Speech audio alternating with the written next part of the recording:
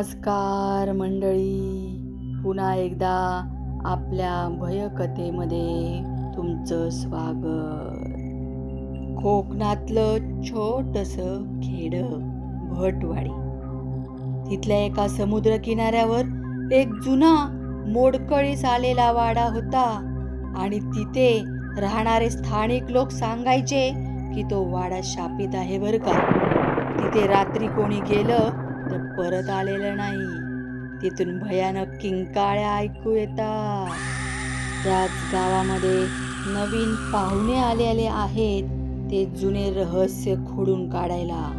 हो, सायकोलॉजीच्या रिसर्चसाठी मुंबईहून आलेल्या अमोल, कविता या नवदाम्पत्याने भूताखेताच्या अफवा खोडून काढायचं ठरवलं होतं.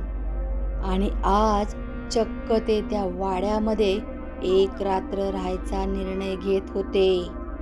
गावकऱ्यांनी त्यांना खूप समजावलं, पण ते दोघं हट्टाला पेटून बसले आणि त्यांनी निर्णय ठाम घेतला.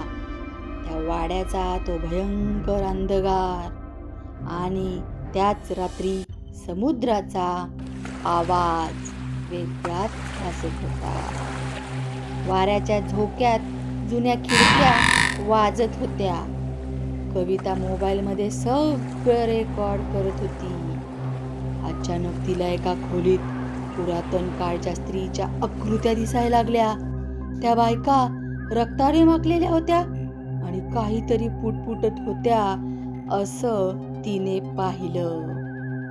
त्याचबरोबर अमोलला एका जुन्या पोथीमध्ये एक कथा सापडली.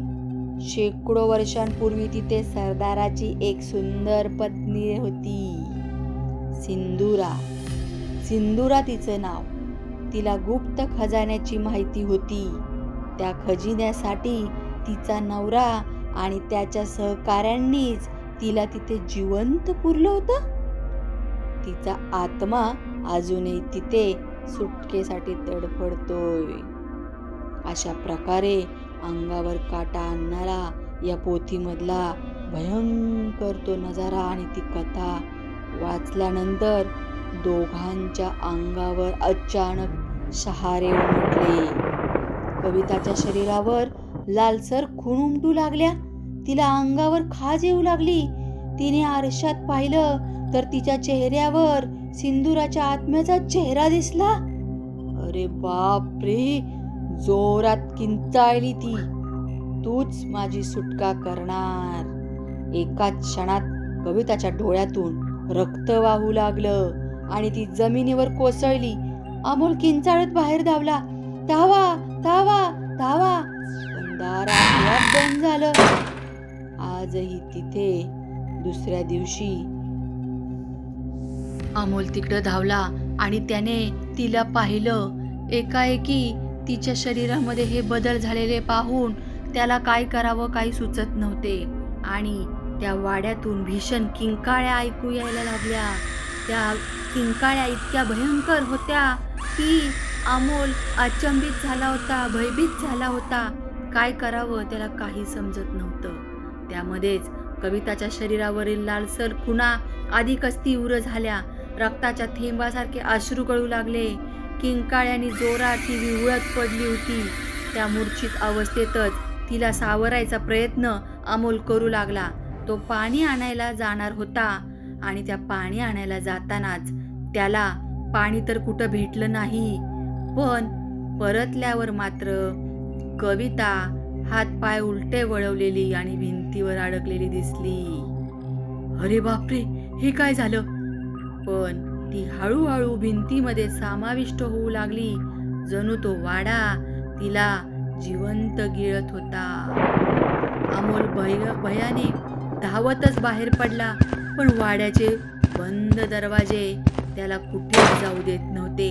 त्याला अचानक सिंदुराचा आवाज ऐकू आला. तूही त्याचाच वंशज आहेस. आता तुला कुठेही जाता येणार नाही. त्या रात्री वाड्यातून भीषण किंकाळ्या ऐकू आल्या आणि दुसऱ्या दिवशी गावकऱ्यांना त्या वाड्यात अमोलचा एकही मागमूस दिसला नाही आणि कविता तर कुठेच दिसली नाही. बाहेरच सगळ्यांनी बघितलं, पण आजही अमोलचा आणि कवितेचा तो जीव गेलेला भयंकर नखाचे ओरखडे आणि रक्ताचे ठिपके मात्र त्या वाड्याच्या भिंतीच्या बाहेरच्या साईडला उमटले होते.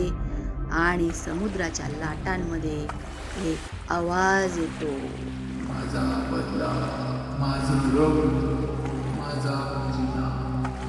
ही कथा इथेच अर्धवट आहे, कारण शेवट याचा कुठे सापडलाच नाही.